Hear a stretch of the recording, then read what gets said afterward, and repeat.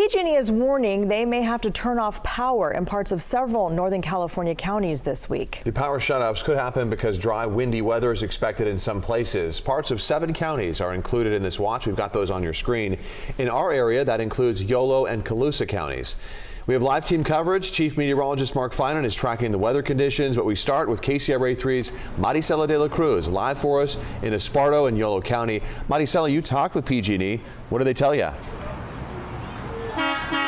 Yeah, so more than 24 people, customers throughout Yolo County will be impacted. And this is the first round of public safety power shutoffs that are happening this year.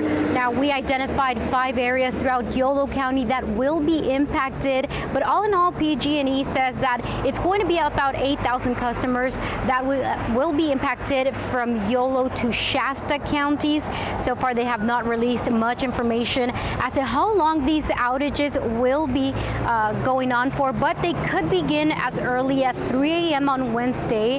And according to their website, power should be restored by 8 p.m. Now, I talked with a spokesperson from PG&E about what people can expect. Let's go ahead and take a listen. Shasta County could be the most impacted county. Total number of customers is relatively small for a public safety power shutoff event. But of course, we are notifying customers and we'll be following, all these processes to ensure safety. Now, we also asked about resources that they are offering to residents in these areas since they are rural areas. We know that in the past they have brought charging stations to provide some resource to the residents. However, they could not tell us if that is what they are going to be planning over the next few days. Maricela, you also talked with a few people in Yolo County. What did they have to say? Yeah, I spoke to one man who told me that he actually now has a generator as a backup. He's just trying to stay safe and trying to stay cool whenever these power shutoffs are happening. Of course, PG&E updated later this afternoon the areas that were going to be impacted. He's not in that specific area, but another woman also told me that she enjoys sleeping in 80-degree weather. All right, Maricela de la Cruz live for us in Yolo County. Thank you.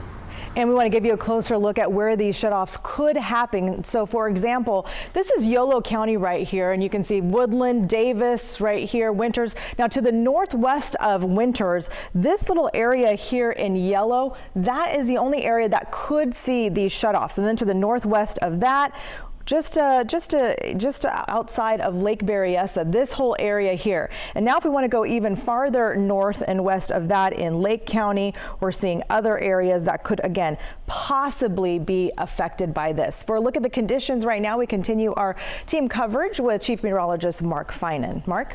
And I can show you the wind that we are expecting in the area.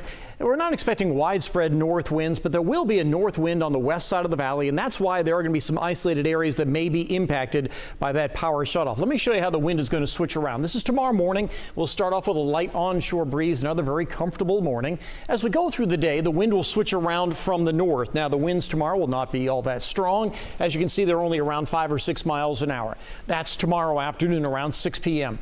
As we get into the day on Wednesday, early morning, this is 6 a.m. Notice these areas highlighted in yellow coming down I-5, and it's the west side of the valley that we always see the strongest winds. And these areas could have some winds gusting up maybe around 20 or 25 miles an hour, very limited. That's Wednesday, first thing in the morning. Those winds will continue during the day, and then once we get into the day on Thursday, the wind actually switches back around from the south. So some very limited areas may have some gusty winds on the west side of the valley, well north of Interstate 80 and even west of I-5. And those are the areas that PG&E is also highlighting.